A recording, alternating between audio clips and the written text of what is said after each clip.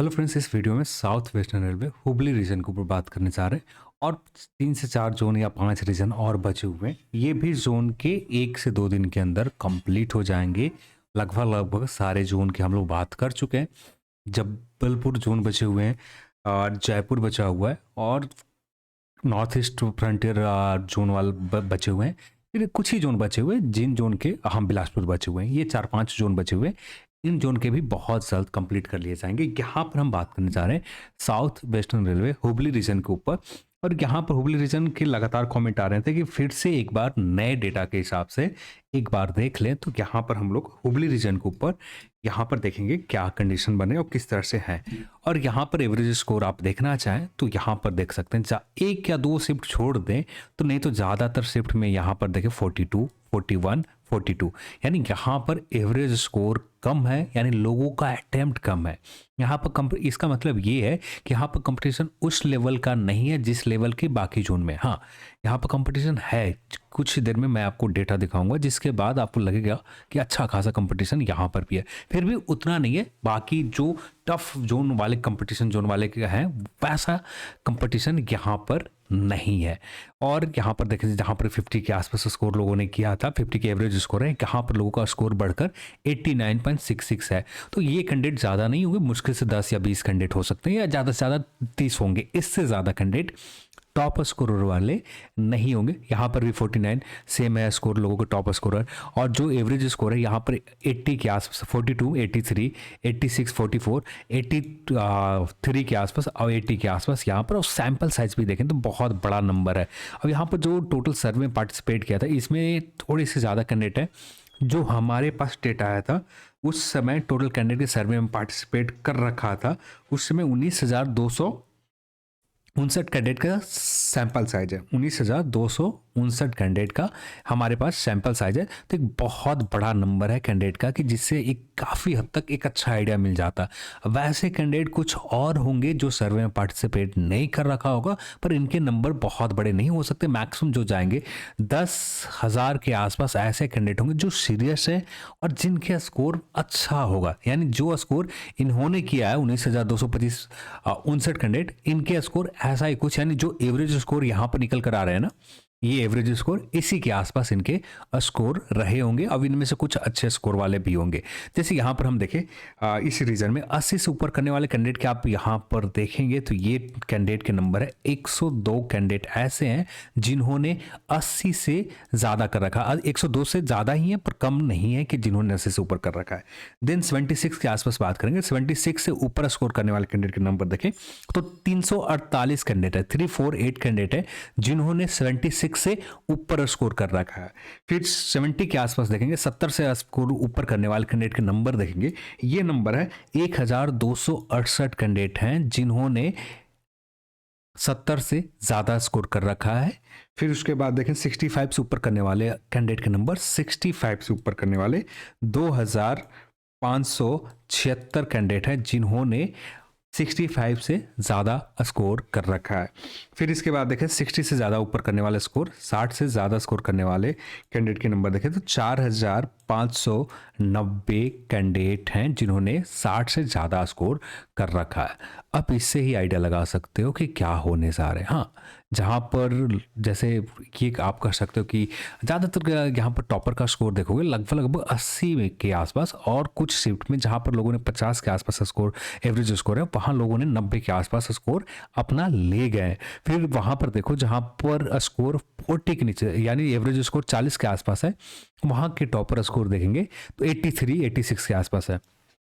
और 19,259 कैंडिडेट के sample size में हमें जो मिल रहे हैं 102 कैंडिडेट सिर्फ मिल रहे हैं। मान लेते हैं एक 10 के होंगे या इससे ज़्यादा होगा, 15 कैंडिडेट ऐसे कैंडिडेट होंगे और जो अच्छे स्कोर कर रखे हैं और इनके कंपटीशन रेंज में आते होंगे, तो फिर भी हमें टॉपर जो मिल पाएंगे ये 15 के में से लगभग अप्रॉक्स जो हमें मिल पाएंगे ज़्यादा से ज़्यादा 100 कैंडिडेट और आ जाएंगे टॉपर। यानी ये जो नंबर निकल कर आ रहा है लगभग लगभग 65 के आसपास ये हाँ, इनमें से ये भी कंडीशन है कि बहुत सारे कैंडिडेट पीईटी फेल होंगे, फिजिकल फेल होंगे, तो उस कंडीशन में यहाँ पर ये भी देखना होगा। तो यहाँ पर जनरल कैटेगरी के लिए हम बात करें तो जनरल कैटेगरी में आप सभी को पता है कि आप किसी भी कैटेगरी में आते हो, और यहाँ पर जो नंबर वैकेंसी दिख रहे हैं 2745, ये जो रैंकिंग में आना है 2745 के रैंकिंग में जो लोग भी आ गए, जो भी कैंडिडेट होंगे उनका वही सिलेक्शन होगा। पर यहाँ पर एक चीज़ लूपहोल ये है कि 1433 और 1433 ये दोनों वैकेंसीज आपके लिए नहीं है। इनमें से ये जो नंबर है टोटल नंबर का 40% चला जाएगा आपका। तो यानी ये वैकेंसीज यहाँ पर कम होने वाली है। हाँ, पर ये फायदा की बात और होगा कि यहाँ पर एक सर्विसमैन की जो वैकेंसीज है ना पूरी तरह से कभी भी 100% फुलफिल नहीं हो पाता है। तो जो जनरल कैटेगरी में ही सीट चले जाते हैं, और सीए में भी शायद ऐसा ही कंडीशन होगा। सीए भी पूरी तरह से रिजर्व नहीं रखे गए होंगे जो इन्हीं के लिए, यदि वैकेंट सीट रह जाते हो शायद आप एक बार श्योर हो जाए कि यहाँ पर क्या क्राइटेरिया। फिर भी मैं जो यहाँ पर देखने जा रहा हूँ 2745 के ऊपर देखने जा रहा हूँ।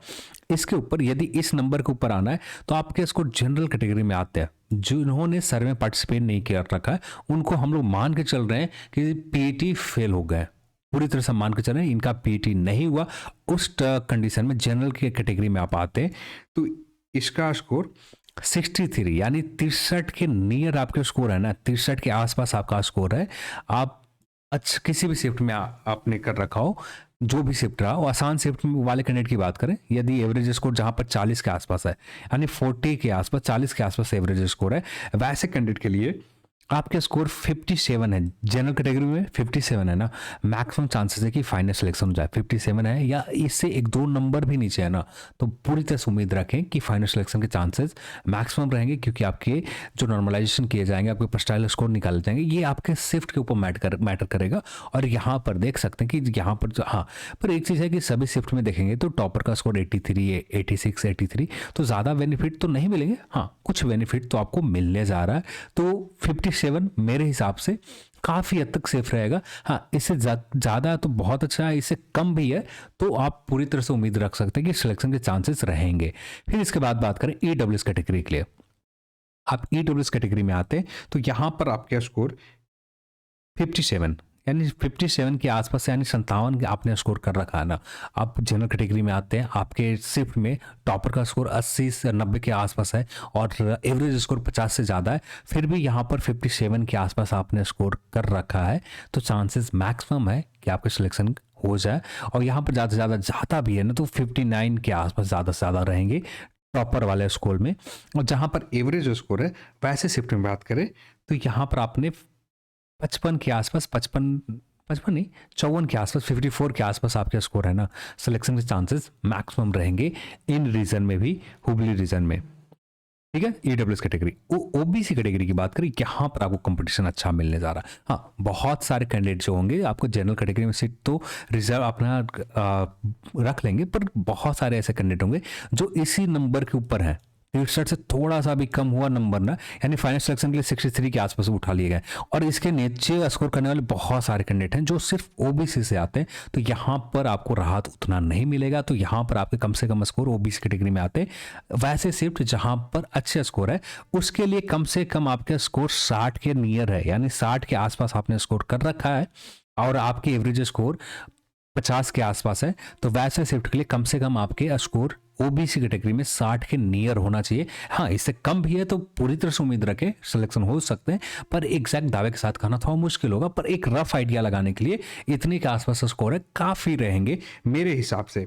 देन बात करें वैसे शिफ्ट जहाँ पर एवरेज स्कोर कम है, तो यहाँ पर मेरे हिसाब से 55 के आसपास स्कोर है ना, जहाँ पर आपने 40 के आसपास एवरेज स्कोर देखा, जैसे ये शिफ्ट की देखें, यहाँ पर 42 है, यहाँ 41 है, यहाँ 42 है। ऐसे शिफ्ट के लिए आपका स्कोर 55 के आस 55 के आसपास है, ओबीसी में आते सिलेक्शन के चांसेस मैक्सिमम रहेंगे कि सिलेक्शन हो जाए। फिर देन बात करें ओबीसी के बाद एससी एंड एसटी का। यहाँ पर मुझे जो लग रहा है ना, जिनका ये 30% वाला क्राइटेरिया है, यानी 30% का क्राइटेरिया, हाँ उम्मीद तो कम है कि ऐसा हो, पर मुझे ऐसा लगता है कि ऐसा हो। पर मैं यहाँ पर अपने आप को सेफ करने के लिए एससी कैटेगरी के मैं बताऊंगा। एससी में आप आते हैं तो 46 के आसपास आपके स्कोर है, रॉ स्कोर है, तो मैक्सिमम चांसेस मान के चलें कि सिलेक्शन हो जाएंगे। आप एसटी कैटेगरी में आते हैं तो आपके एवरेज कम से कम 43 के आसपास यानी 43 के नियर आपका स्कोर है तो हुबली रीजन में फाइनल सिलेक्शन के चांसेस मैक्सिमम रहेंगे। एसटी कैटेगरी में एससी 46 के आसपास आपका स्कोर है तो यहाँ भी फाइनल सिलेक्शन हो जाएंगे। अब यहाँ पर शिफ्ट वाइज अपना देखना चाहते हैं कैटेगरी वाइज, वैसे मैंने ये डेटा देख रखा उसी के ऊपर, और इसके ऊपर समय इसलिए नहीं गंवाना चाहा कि जैसे वीडियोस लंबी हो जा रही है जिससे शॉर्ट करना बहुत ज़रूरी था, तो इसलिए इन डेटा को मैं यहाँ पर एक्सप्लेन नहीं कर रहा हूँ। फिर भी एक बार देखना चाहें तो मैं स्क्रॉल करके नीचे तक ले चला जाता हूँ जहाँ से आप एक बार अच्छे से इन डेटा को देख सकते हैं। तो यहाँ तक ये आपके शिफ्ट के अकॉर्डिंग आपका एवरेज स्कोर कितना है इससे एक काफ़ी हद तक एक आइडिया लग जाएंगे। जैसे यहाँ पर जहाँ पर भी देखो ना 37, 33, फिर इसके बाद एससी एसटी में 37, एक ही जगह आपको मिलेंगे 44 के आसपास एवरेज स्कोर है। नहीं तो ज़्यादातर जगहों पर आपको जब यहाँ पर देखेंगे 30 यानी 40% के नियर है एवरेज स्कोर, और इसलिए मैंने वो यहाँ पर 46 एससी कैटेगरी और 43 एसटी कैटेगरी के कट ऑफ मेरे हिसाब से लग रहे हैं, क्योंकि वैकेंसीज बहुत बड़ा नंबर है। यहाँ पर एससी कैटेगरी के 1138 कैंडिडेट के पास सीट है और यहाँ पर इतने कैंडिडेट इस नंबर के ऊपर 46 के ऊपर उम्मीद तो रहेंगे फुलफिल हो जाए या इससे कम ही जाएंगे ज़्यादातर। चलिए आज के इस वीडियो में इतना ही, और इस वीडियो को देखने के लिए आप सभी को बहुत बहुत धन्यवाद। जय हिंद।